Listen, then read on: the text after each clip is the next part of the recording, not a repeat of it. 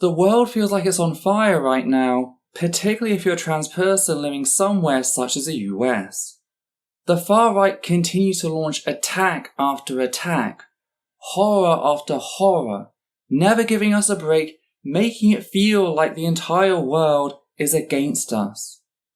But a recent survey commissioned by the Human Rights Campaign has shown this to be false, that not only do the overwhelming majority of Americans believe trans people should receive equal rights and protections, but even amongst Republicans specifically, with support ranging from 65% to 80% depending on the specific area.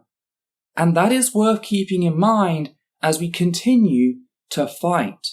Just a heads up, I will be talking about a number of heavy topics including transmisia and fascism. If the work has helped you, please consider supporting us via Patreon so I can keep the channel running. We cannot survive without your support. You can also help us by liking, commenting, and sharing our work on social media. Hi there, mine's Ethel Thurston, she, her, they, them, and it's time to acknowledge the facts that anti-trans views and the bills they create are deeply unpopular in the US. Because once we become aware of said fact, once we acknowledge how the majority of Americans, even Republicans, believe trans people are people who deserve their basic human rights, that can act as the basis for a cultural shift. So today's video was brought to us by an article published by the Human Rights Campaign and involved a survey they commissioned from the SRSS, which ran earlier this year and had a sample size of 1,032 respondents.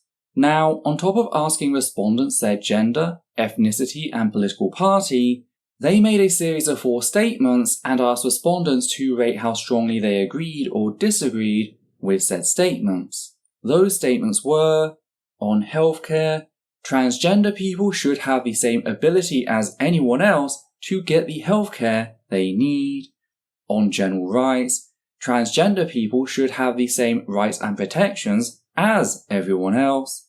On education, transgender students should be protected from discrimination and harassment in schools. And on work, transgender people should be protected from discrimination in hiring and employment. And here are the results. On trans healthcare, 88% of Americans supported it. On trans rights in general, 85% supported it. On trans access to safe education, 83% supported it. And on workplace protection, 79% supported it. Which is huge! That is an overwhelming majority of Americans, 4 out of every 5, supporting trans people in 4 key areas. And I know what you might be thinking. But Ethel, these results are clearly biased towards more left-leaning voters. Except, we have the results by party. And whilst, yes, Democrats have the highest support at 92% for equal rights, 94% for healthcare, 93% for workplace protections, and 95% for safe education, the results for Republicans still blew me away. 76% of Republicans support general rights for trans people, 80% healthcare, 65% workplace protections, and 71% safe education. For the lowest among them to be 65%, still a clear majority for something such as workplace protections, keeping in mind that this is often viewed as big government, is something to get excited about. Independents were somewhere in the middle, which makes sense. After all, this includes both left-leaning and right-leaning independents, with 87% supporting general rights, 90% healthcare, 81% workplace protections, and 85% safe education. So again, genuinely exciting to see. There's also the ethnicity breakdown, specifically how Black and Hispanic Americans were more supportive of trans people than white Americans. Which, when you say it, makes a lot of sense. These are communities who face marginalization themselves. That marginalization tends to lend itself to solidarity. Sadly, there's a lot of racism out there, including within the trans community, which likes to frame non-white people as more bigoted and potentially even violent towards trans people. And I just wanted to point out how this is a myth. Sure, bigotry exists in all communities, but white people are not the overseers of queer liberation. In fact, the vast majority of queer missia which exists today in Africa, the Middle East, Asia, and South America is the direct result of white colonialism, as discussed in our video on Palestine. So that's just something I wanted to highlight here. We then have this breakdown by gender, with women being more supportive or equal on everything save general rights, which, honestly, is a little surprising. Women are usually the most supportive of trans people across the board. That said, the one area where men had a higher rate of support was only a difference of 2%, so not that much. Another variable the study looked at was how a respondent's proximity to a trans person impacted their beliefs. The survey divided people into one of three categories: does not know a trans person, knows a trans person, and has regular conversations with a trans person. And what they found is unsurprising, namely that, as a person's proximity to a trans person increased, so too did their support along all four areas. This aligns with earlier research which found the same. Now, one of the things I will take issue with is the certainty of the claim that, quote, connection and contact by regular conversations increases support for transgender equality across all areas of life, end quote. While I do think that this is a big part of what is happening and the difference between doesn't know and does know does support this, there is still an element of assuming correlation equals causation when it comes to regular conversations. I think the impact might be slightly exaggerated by this graph. Why? Well, because if a person is anti-trans, why would they have regular conversations with trans people? Or better yet, why would a trans person have regular conversations with them? So it's not just people who have regular conversations with trans people become less transmissic, but also people who are less transmissic are more likely to have regular conversations with trans people. But that's a very minor criticism. I do support the survey's overall conclusion, namely that, quote, these survey results point to two clear conclusions. First, support for transgender equality is already broad across the country. Second, personal connection matters. People who know transgender people, and especially those who speak with them regularly, are even more likely to support equal treatment and protections. For Transgender Day of Visibility, that finding carries a simple message. Visibility matters, and so does connection. The more transgender people are known not as an abstraction, but as friends, family members, co-workers, classmates, and neighbours, the stronger public support for equality becomes. End quote. This is why representation across all walks of life is so important. But yeah, I was really taken by surprise on just how much support trans people had in the US after years of anti-trans propaganda. It really goes to show how it's not working, that normal people don't spend their free time obsessively hating trans people. Though there are, of course, some caveats. Theoretical support doesn't necessarily translate to active support. What I mean is, it's easy to say and consider oneself supportive of a group of people. That doesn't mean they're going to go out and campaign or even vote on behalf of them.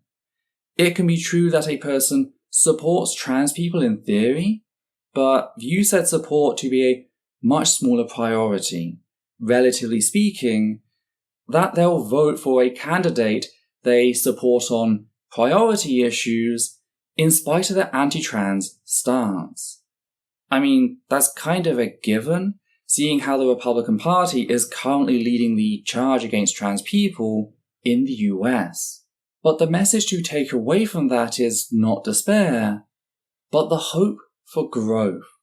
that trans people and our rights can become a greater priority for many, even Republicans, as time moves forward. The other thing is the fact that these results are dependent on a very specific framing. It's likely that, if asked any other way, respondents wouldn't have reacted as positively as they did. However, the good thing about that is the fact that we can look at the 4 primary statements and reverse engineer them to try and capture that success. Take, for example, trans healthcare. Rather than frame it from the offset about giving trans people gender-affirming care, which much of the US sadly views as a privilege thanks to a raging anti-trans bigot, they frame it as transgender people should have the same ability as anyone else to get the healthcare they need. Which, to be absolutely clear, includes gender-affirming care, just like cis people receive all the time. In fact, a 2024 study found that 80% of breast reductions amongst adults were performed on cisgender men, and 97% of those amongst minors were performed on cisgender boys. Which makes sense, seeing as about 3% of American minors, including boys, identify as transgender. So they make up a proportionate amount of said procedures.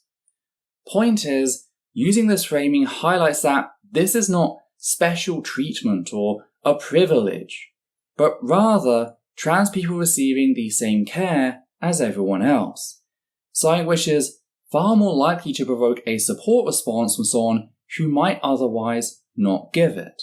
So there's lots of stuff to consider regarding the survey, but I view it as a positive, as fertile soil for a better US and a better future for trans people in general. It genuinely fills me with hope, something I feel we need now more than ever. And speaking of that hope, I just wanted to tag in this clip taken from Zohran Mamdani's 100-day address, as I really feel it captures some of that hope in what he says and the crowd's reaction, and I just wanted to share it with you, lovely people. I know there are many who use socialist as a dirty word, something to be ashamed of. They can try all they want, but we will not be ashamed of using government to fight for the many, not simply the few.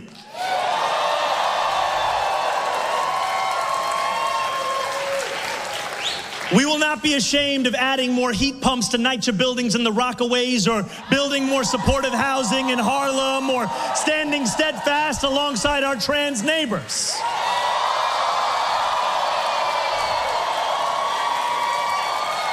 We will not be ashamed of investing in youth mental health clinics, or working to close Rikers, or fighting for immigrants targeted by ICE.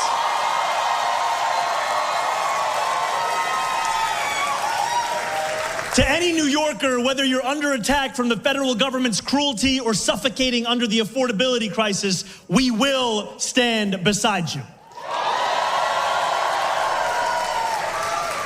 Because government is a series of choices, and socialism is the choice to fight for every New Yorker. To extend democracy from the ballot box to the rest of our lives. Just a wonderful message I wanted to share with you all in a video on a topic that actually gave me some hope. Something which is incredibly rare in my line of work. And if you'd like to help us continue to do that work, please consider becoming one of our wonderful patrons who make our work possible. You can also make a one-time donation via PayPal or Super Thanks on YouTube. On that note, we'd just like to thank the following people: Matthew Kovac, Flynn, Loombat, Boea, Deborah Goldsmith, Higgins the Seagull, Mix Alba, and Peter Cole. And with that, take care, and I'll catch you next time.